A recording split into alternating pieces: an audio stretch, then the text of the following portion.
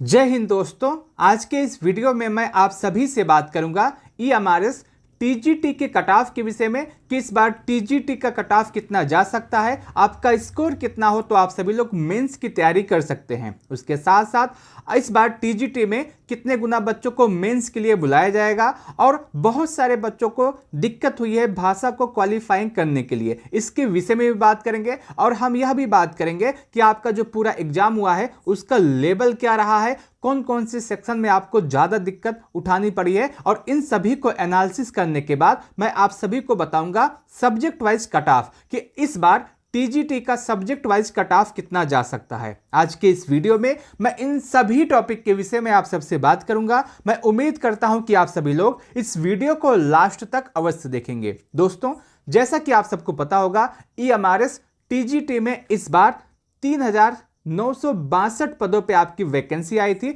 और जो आपकी टोटल वैकेंसी है इसका 10 गुना बच्चों को मेंस के लिए बुलाया जाएगा, यानी कि 39,620 बच्चों को इस बार मेंस के लिए बुलाया जाएगा। आप यहां पे देख सकते हैं जो आपका ऑफिशियल नोटिस आया है, इसके माध्यम से आपको बताया जा रहा है कि इस बार टीजीटी में कितने पदों पे वैकेंसी आई है, तो 3,962 पदों पे आपकी वैकेंसी आई है। अब बात करते हैं आपके पेपर के विषय में।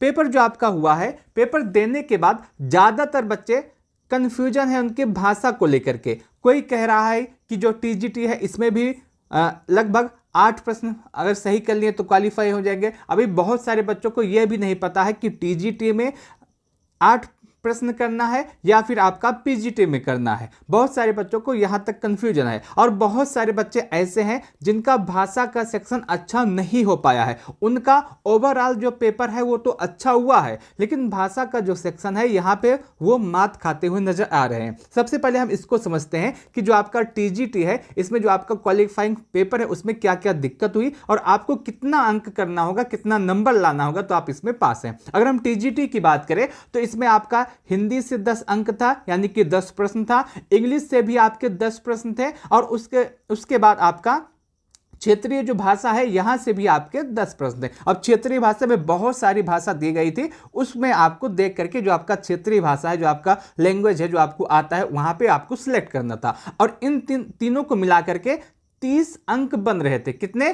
30 अंक बन रहे थे। अब इस 30 में से 40% मार्क आपको लाना था। अगर हम 30 प्रश्न का 30 अंक का 40% निकालते हैं तो कितना होता है? 12 अंक। इसमें आपको क्वालिफाइंग करने के लिए सिर्फ और सिर्फ 12 अंक प्राप्त करना था। यदि आपका 12 अंक आ जाता है इन तीनों में तो आप क्वालिफाइंग है, आपको बिल्कुल भी दिक्कत नहीं है, आप बिल्कुल भी परेशान ना हो। इसमें बहुत सारे बच्चे इसमें परेशान हैं कि 8 अंक पे क्वालिफाइंग था या 12 अंक पे क्वालिफाइंग था, टीजीटी में कितना था, पीजीटी में कितना था। मैं आपको बता दूं, टीजीटी में आपको क्वालिफाई करने के लिए 12 अंक और पीजीटी में क्वालिफाई करने के लिए 8 अंक चाहिए। बस इतना ही आपको याद रखना है। मैं इसको ऑफिशियल नोटिस के माध्यम से दिखाना चाहता हूं। आप यहां पे देख सकते हैं, ये आपका ऑफिशियल नोटिस का पूरा सिलेबस है और इसमें स्पष्ट रूप से लिखा गया है कि आपका जो लैंग्वेज है वो कितना है, 30 अंक 30 प्रश्न है और उसमें आपको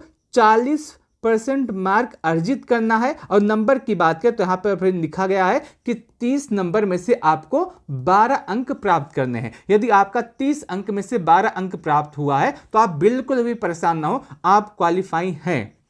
ठीक है, आप क्वालिफाइंग है, आपको कोई भी दिक्कत नहीं होने वाला है। तो आप टीजीटी के इस क्वालिफाइंग को समझे होंगे और अब आपको कंफ्यूजन नहीं हुआ होगा। आगे बात करते हैं आपके एग्जाम के लेवल की। तो आपका जो एग्जाम का लेवल है ये बहुत ही अच्छे लेवल का आया था, कोई भी दिक्कत इसमें नहीं हुई थी। अगर हम सेक्शन वाइज बात करें तो जनरल अवेयरनेस था, ये सभी बच्चों को परेशान किया है। जनरल अवेयरनेस आप मान सकते हैं कि ये हार्ड लेवल का था, अच्छे प्रश्न यहां पर पूछे गए थे और ज्यादातर इसमें जो था वो करंट का था। उसके बाद आपका रीजनिंग आता है। रीजनिंग सभी बच्चों को दिक्कत नहीं हुई है, जो बेसिक पढ़ा होगा, जो लगातार प्रैक्टिस सेट लगाया होगा, उसको रीजनिंग में और कंप्यूटर में कोई भी दिक्कत नहीं हुई होगी। जो कंप्यूटर वाला सेक्शन था, अगर आप प्रीवियस ईयर को सही से एनालिसिस करके गए होंगे और उसके आधार पर आप प्रश्नों को लगाए होंगे तो आपको आईसीटी में कोई भी दिक्कत नहीं हुई होगी। उसके बाद आपका आता है टीचिंग एप्टीट्यूड। बहुत सारे बच्चे ऐसे हैं जो टीचिंग एप्टीट्यूड को लेकर के परेशान थे और उनको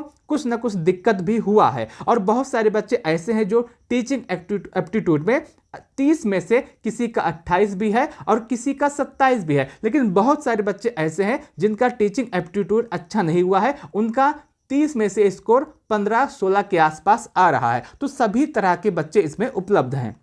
आगे बात करते हैं एनईपी की। तो एनईपी की भी अच्छे प्रश्न आए थे। जो बेसिक आता है, आपने कोई भी कोर्स लिया होगा या आपने कहीं से भी पढ़ा होगा, तो उसमें जो की पॉइंट रहता है वहां से सवाल नहीं पूछा गया था, अच्छे सवाल एनईपी में पूछे गए थे। तो आप मान सकते हैं जो आपका ओवरऑल पेपर का लेवल रहा है ये आपका मॉडरेट टू हार्ड रहा है। क्या रहा है? पेपर का लेवल मॉडरेट टू हार्ड रहा है। आप ये भी बात मान के चलिएगा। आगे हम बात करते हैं, इन सभी को एनालिसिस करने के बाद अब आपका कट ऑफ कितना जा सकता है, आपका जो सब्जेक्ट वाइज कट ऑफ है वो कितना होने वाला है। अगर हम सब्जेक्ट वाइज कट ऑफ के विषय में बात करें तो हर सब्जेक्ट का कट ऑफ अलग अलग जाने वाला है और इस बार जो आपका कट ऑफ है ये बहुत अधिक नहीं जाएगा। पिछली बार जैसे आपका कट ऑफ बहुत अधिक गया था, तो इस बार आप परेशान ना हो, इस बार आपका जो कट ऑफ है ये बहुत अधिक नहीं जाने वाला है, क्योंकि पिछली बार एक सीट थी उसके लिए एक ही बच्चों की बुलाया गया था और इस बार आपका जब एक सीट है तो इसका 10 गुना यानी कि 10 बच्चों को एक सीट के लिए बुलाया जाएगा। इसके बाद आपका मेंस भी होगा, तो आपको बिल्कुल भी परेशान नहीं होना है। इस बार आपका जो कट ऑफ है ये बहुत अधिक नहीं होगा। अगर हम सब्जेक्ट वाइज कट ऑफ के विषय में बात करें कि किस सब्जेक्ट में कितनी सीट है, उसमें मेंस के लिए कितना गुना बच्चों को बुलाया जाएगा और उसमें आपका एक्सपेक्टेड कट ऑफ कितना हो सकता है। सबसे पहले हम हिंदी की बात करें तो हिंदी में आप यहां पे स्पष्ट रूप से देख सकते हैं 424 पदों पे आपकी वैकेंसी आई थी और मेंस के लिए 4240 बच्चों को बुलाया जाएगा और इसमें जो आपका कट ऑफ हो सकता है टीयर 1 का, यह आपका 56 से 60 के आसपास होने वाला है। यदि आपका स्कोर इसी के आसपास है तो आप यह मान के चलेंगे कि आप बहुत अच्छा स्कोर है, आप इसमें पास होने वाले हैं।